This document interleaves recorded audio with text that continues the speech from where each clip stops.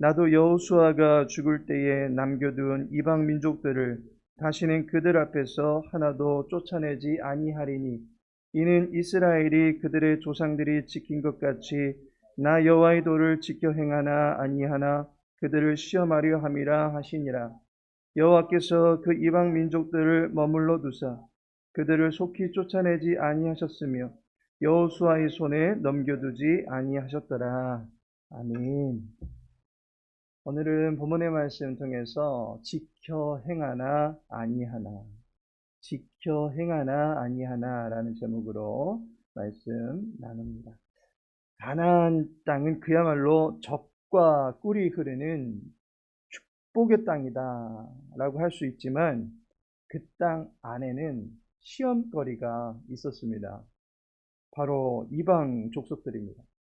하나님은 이방 나라들을 이스라엘과 함께 두심으로써 이스라엘이 여호와의 말씀을 따라 사는지 아니면 이방 나라들의 문화를 본받아 사는지 시험하시게 됩니다.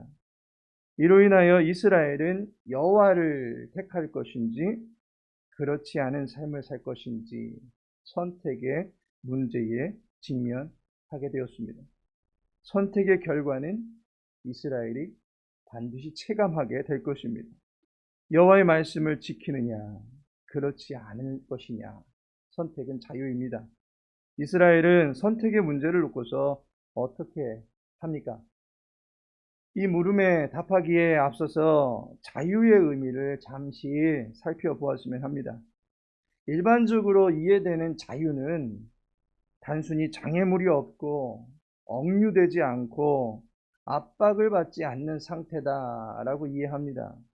그래서 방해받지 않고 마음껏 지낼 수만 있다면 그것이 진짜 자유를 누리는 것이다라고 생각합니다. 하지만 장애가 없는 상태, 억류되지 않은 상태, 압박받지 않는 상태는 자유다라고 정의할 수는 없습니다.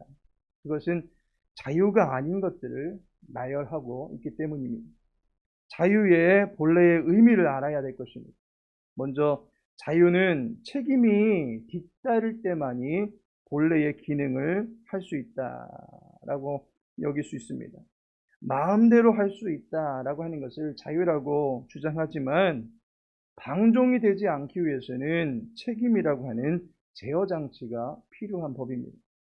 그렇다면 자유의 진정한 의미는 아무런 간섭을 받지 않고 마음대로 인생을 누비고 다닐 수 있는 그러한 상태가 아니라 책임을 질 수 있는 테두리 안에서 인간의 본분을 지키며 사는 것이 자유다라고 말할 수 있습니다.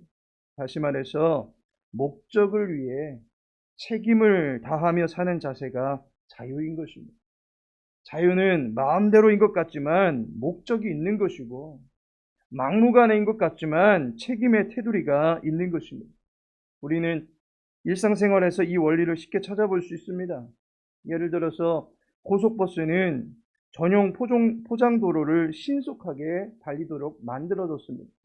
정해진 도로의 경계 안에서는 얼마든지 자유롭게 달릴 수 있습니다. 하지만 갑자기 숲속으로 뛰어들어서 나름대로는 더 넓은 자유를 추구하고자 한다면 그 버스는 결국 박살이 나고 말 것입니다. 승객들을 다치게 할 수 있고 죽일 수도 있습니다. 도로를 벗어난 버스는 결국 자신을 무책임하게 망가뜨리게 되고 주변의 사람들에게도 해를 끼치게 되는 것입니다. 마찬가지로 인생의 본래 목적을 망각한 채 폭넓게 살아본다고 인생의 법칙, 인생의 목적을 깨고 사는 것은 자신을 무너뜨리고 심지어 다른 이들에게도 해를 입힐 수 있는 위험한 선택이 될 수 있다라고 하는 것입니다. 모든 것을 할 수 있다 할지라도 모든 것이 허용된 것은 아니다라고 하는 것입니다. 그렇다면 하나님은 이스라엘에게 주신 자유를 통해서 본래 이루고자 하신 인생의 목적이 있었던 것입니다.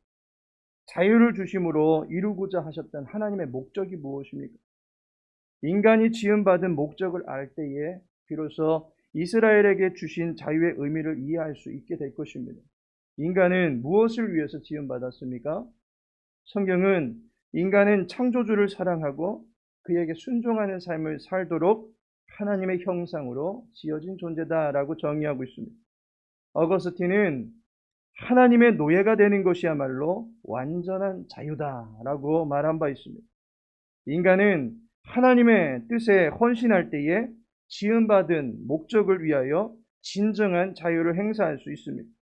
하나님은 이스라엘 백성들에게 자유를 주시면서 그들이 지음받은 목적대로 살게끔 하셨던 것입니다.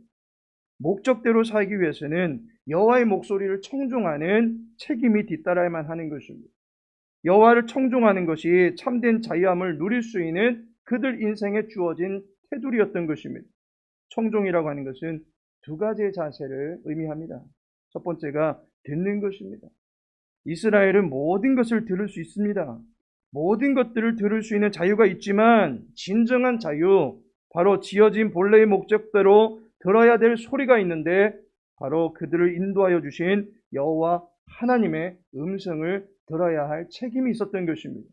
두 번째로는 따르는 것입니다. 들은 말씀에 자신의 인생의 발자국을 옮겨야 되는 것입니다. 마치 이것은 명령인 것 같지만 말씀대로 사는 것이 생명을 유지하는 데 꼭 필요한 것이기 때문에 유익한 명령이고 그것이 바로 진정한 자유다라고 말할 수 있는 것입니다. 이스라엘은 하나님의 말씀대로 살아야 합니다. 그것이 그들의 책임이었습니다. 여호와의 말씀을 듣고 그 말씀의 내용처럼 사는 것이 이스라엘에게 자유를 주신 본래의 의도였던 것입니다. 서두에 이스라엘은 그들의 자유를 어떻게 사용했습니까? 라는 물음을 던졌습니다. 하나님께서 이스라엘에게도 자유를 주셨고 그 자유는 여호와의 말씀을 청종하는 것과 병행될 때에 참 자유를 행사할 수 있는 것입니다. 그런데 이스라엘은 그들에게 주신 자유를 잘못 사용한 나머지 결국 책임질 수 없는 방종함에 이르게 되었던 것입니다. 그들이 들어야 할 여호와의 명령에서 이탈하게 됩니다. 그들이 따라야 할 여호와의 도리를 버리고 다른 신들을 쫓아 섬기며 그것에게 절하며 살게 됩니다.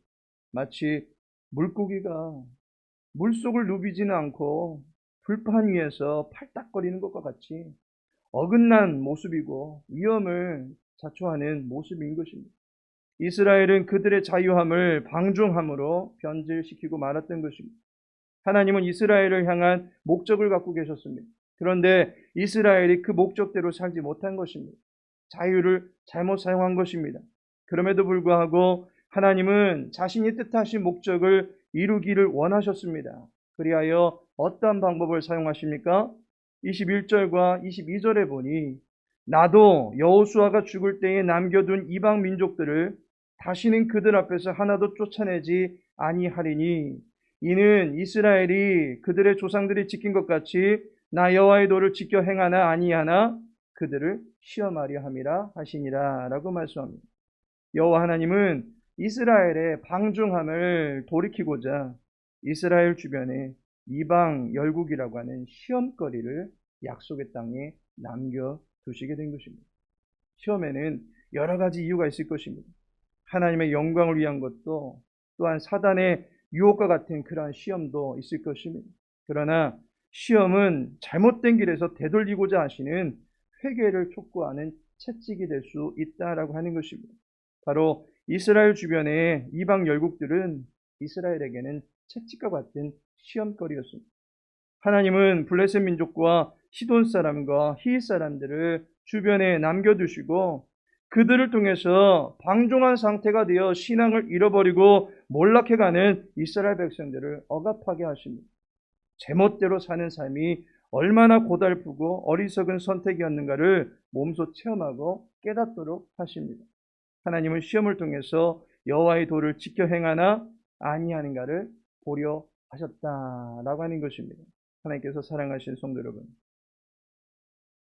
인간이 본래적으로 살아가야 될 삶의 울타리는 하나님의 말씀 아닙니다. 말씀을 떠난 자치고 제대로 사는 사람이 아무도 없습니다. 설령 이 땅에서의 삶이 아무리 호화찬란하고 남부럽지 않을 만큼 화려했을지라도 그 인생의 종국은 사탄이 차려준 잔치상을 받는 일밖에 남지 않았습니다. 부자와 거지 나사로의 삶을 참고해 보아도 금방 알 수 있습니다. 미국의 22대 또 24대 대통령이었던 클리블랜드가 취임하게 되던 날 한 죄수가 통곡을 합니다. 이유인즉슨 그는 클리블랜드와 동네 친구였었는데 두 사람은 젊은 시절에 허랑방탕하게 지내던 사이였습니다. 그런데 어느 날 두 사람이 술집을 찾아가던 중에 클리블랜드는 교회 종소리를 듣고 예배당을 찾게 되었고 그 친구는 그대로 술집을 찾아가기를 계속했던 것입니다. 그 선택의 발걸음이 결국 한 사람은 교도소의 죄수가 되게 만들었고 한 사람은 백악관의 주인이 되는 결과를 낳았던 것입니다. 그로 인하여 자기의 옳지 않았던 선택으로 인해 통곡했다라고 하는 친구의 일화가 있습니다. 우리는 진정한 자유는 여호와 하나님을 가까이 하고 그의 음성을 듣고 그 말씀에 순종하며 사는 것임을 깨달아야 할 것입니다. 하나님의 손에 붙들려 있는 인생은 그의 인생을 하나님께서 책임져 주시는 인생을 살게 될 것입니다.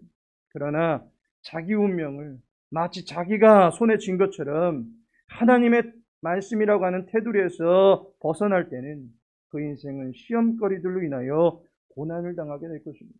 하지만 하나님께서 주신 자유의 테두리를 벗어나지 아니하며 그 안에서 살 때에 하나님이 주신 자유를 선용하며 살아가는 지혜로운 삶을 살아가게 될 것입니다.